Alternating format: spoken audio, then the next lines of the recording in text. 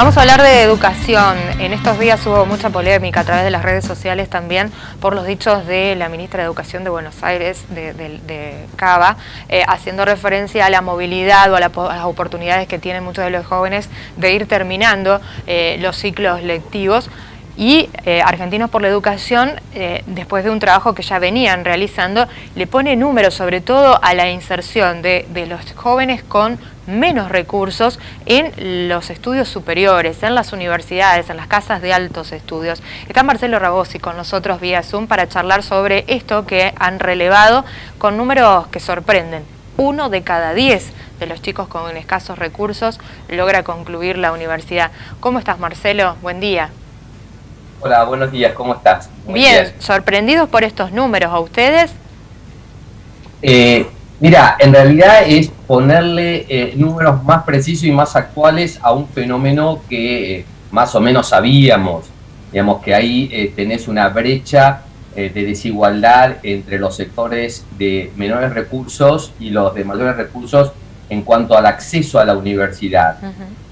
Para que tenga tu audiencia una idea más acabada, es cierto, 1 de cada 10 chicos de los sectores más postergados tiene acceso a la universidad. Eso no quiere decir que se reciba, ingresa a la universidad. Por otro lado, los jóvenes que provenientes de sectores de mayor recursos económicos, 4 de cada 10 acceden a la universidad. O sea que ahí tenés una brecha de 4 veces. O sea, tenés 4 veces más posibilidades de llegar a la universidad si naciste en un hogar con mayores recursos, ¿no? Recién decías que acceda a la universidad no significa que termine la carrera. ¿Ustedes esto también le han podido poner números? ¿Es esta disgregación, esta deserción que se va dando a medida que se avanza en cada una de las carreras?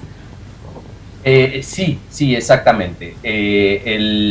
La probabilidad cae muchísimo, digamos, ahí tenés una deserción muy fuerte, sobre todo de los alumnos de los primeros, del primer quintil del ingreso. El primer quintil sería el 20% más pobre de la población. Para que tengas una idea, en primer año, alrededor de 8% de la totalidad de los alumnos proviene de los sectores más postergados. Finaliza o llega el quinto año solamente 1,1%. Y por el otro lado, del 20% más rico de la población, que ingresó 5,3% en el año, en quinto año tenés 12,7%. O sea que la probabilidad de dejar la universidad, de no completar los estudios, si perteneces al sector más pobre de la educación, es más del doble, del triple. Y el gran desafío es ver cómo se revierte esto. ¿Ustedes creen que se están dando los pasos para lograr que estos chicos sean retenidos primero en el nivel secundario y después que lleguen a la universidad? Exactamente. Para que tengas una idea, nuevamente, lo ponemos en porcentajes. Si estás dentro del 20% más pobre de la población, solamente 4 de cada 10 chicos se recibe el secundario. Por otro lado, si sos de la porción más rica de la sociedad, 9 de cada 10. O sea que las asimetrías de oportunidades ya se están viendo, ya se están desarrollando en el nivel secundario. En cuanto a las medidas que se han tomado, bueno, históricamente la Argentina ha tenido una política, una mirada hacia la universidad bastante complaciente con medidas, por ejemplo, como la gratuidad universitaria. Eso es algo que es prácticamente histórico. Desde el año 1949 la universidad es gratuita, con algunas interrupciones en algunos periodos, como durante los gobiernos o las dictaduras militares. Después la otra particularidad que trata de buscar facilitarle el ingreso a los alumnos de los sectores más postergados es que no hay exámenes de ingreso, o sea que es de libre ingreso.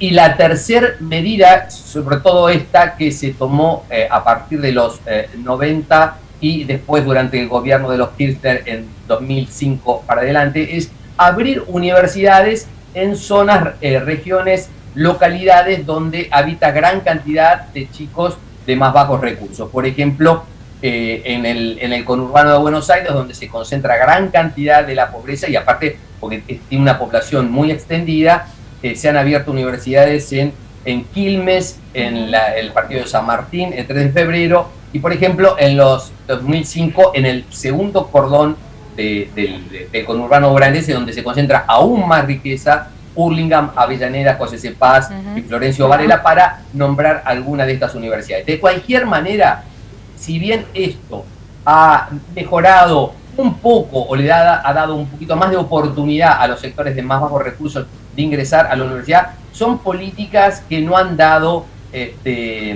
no han sido demasiado eficientes. Han cambiado un poquito el panorama, pero realmente no han resuelto el problema. Digamos, el problema pasa por otro lado. Si tenés tiempo podemos charlar un poquito lo que yo creo. ¿Por dónde pasa? Eso justo iba a preguntar. ¿Pasa por el secundario? ¿Es ahí donde hay que apuntalar? Pasa por el secundario. En realidad, a ver, después vamos a sintetizar. En realidad ya comienza casi desde la cuna.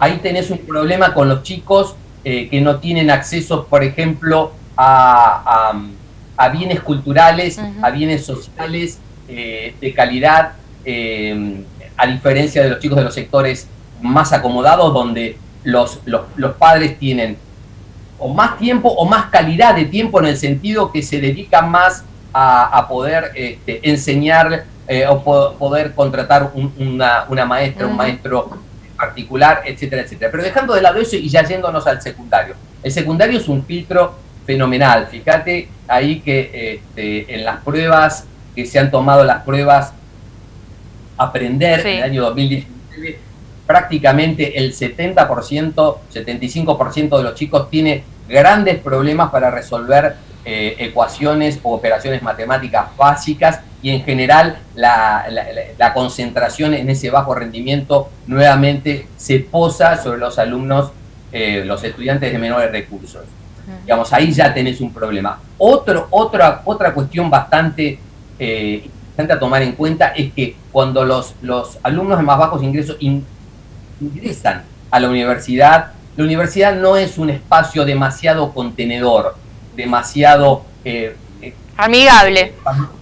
Claro, exactamente, amigable o familiar para los chicos de más bajos recursos. Una cosa es la escuela, la vida en la escuela, la organización en la escuela, donde son clases más pequeñas, los alumnos están más contenidos, los profesores, las maestras tienen, o las profesoras tienen tal vez una mayor empatía, un mayor conocimiento, interactúan entre pares. Cuando el alumno de más bajos recursos ingresa a la universidad, se encuentra con un mundo bastante extraño, que si bien es cierto que muchas universidades toman esto en cuenta, es muy difícil poder adaptarse. Entonces hay una especie de shock, digamos, cultural y de adaptación a una institución que es relativamente agresiva, tal vez, no deliberadamente, para con los alumnos de más bajos recursos. Clarísimo, Marcelo, como siempre que te consultamos para entender un poco estos números y empezar a diagramar estrategias, ¿sí? Ya no solamente de lo que es el nivel inicial, sino también del nivel secundario, y ahora poniendo también la lupa en el nivel superior, ver cómo se puede ir corrigiendo esto también en las casas de altos estudios para no expulsar a estos chicos que les cuesta tanto acceder. Mira, si tengo 2 minutos o 1 minuto, te puedo compartir algunas noticias que yo creo que son relativamente esperanzadoras, por lo menos en la idea, como para poder reducir este fenómeno. Dale. Primero, tomemos en cuenta que, por más allá de que el Estado tome muchas medidas, acá tenés un problema de base, ¿no? Que hay que resolver. De cualquier manera, en este último diciembre, o sea, el mes pasado, los rectores de las 61 universidades nacionales estuvieron discutiendo distintas medidas, o sea, firmaron una declaración conjunta con un grupo de medidas que a mí me parece que van en el sentido correcto. El primero es acortar la duración de las carreras, o sea, dar títulos intermedios. Hoy solamente 1 de cada 10 carreras universitarias tiene títulos intermedios. Pensá que las carreras son muy extendidas en el tiempo. O sea, empezás en la carrera de abogacía, de medicina. Claro, son 6, 7 años, 8 años, solamente 3 de cada 10 alumnos que se recibe, de los que se recibe, no los que quedaron en el camino. 3 de cada 10 termina en el tiempo teórico. El 70% utiliza sobretiempo para recibirse. Y es muy importante acortar las carreras. ¿Por qué? Porque esto tiene una repercusión después en el mercado laboral. No es lo mismo un trabajador con estudios incompletos que un alumno que sí, por lo menos se va con un título, aunque sea un título corto, digamos, de 2 años o 3 años, ya emite al mercado de trabajo una señal de que ha sido capaz de completar sus estudios, que se ha esforzado, digamos, emite esa señal al empleador y consigue mejor trabajo y consigue una mejor remuneración. Esto está probado estadísticamente. Y la segunda medida que se está tomando como una política que para mí nuevamente va en el sentido correcto, es comenzar a utilizar, y dada la experiencia que hemos incorporado a partir de la COVID, de estos 2 años, es la educación a distancia, digamos, la educación remota, tratar de extenderla, sobre todo a partir de ahí, que tengan mayor acceso, bajarles los costos de traslado, sobre todo a los chicos de más bajos recursos, que por ahí les cuesta mucho llegar a la universidad.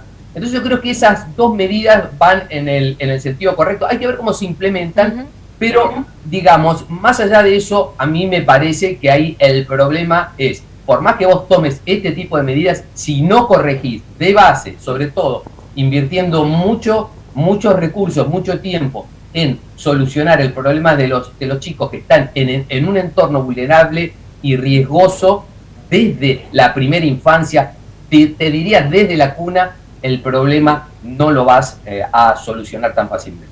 Gracias, Marcelo, un abrazo grande. Muchas gracias a vos, gracias por el llamado.